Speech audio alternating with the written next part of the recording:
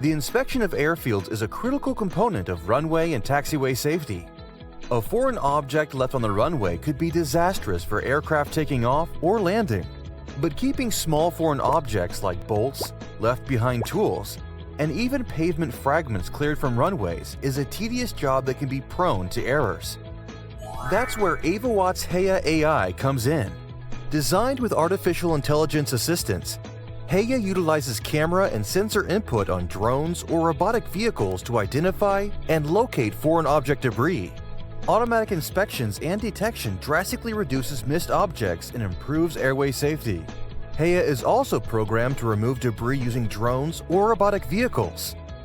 The computer vision software allows Haya to detect and identify small objects, along with improving its performance with every inspection, minimizing errors and missed objects, and even reducing the time required for inspections. Captured video can also be transformed into AR/VR safety training programs to better train drivers. Haya can be applied to a wide range of operations, including Air Force and military airfields, commercial airports, and infrastructure inspections. For the latest in small object detection for airfield inspection, rely on the advanced technology of AvaWatz Haya AI.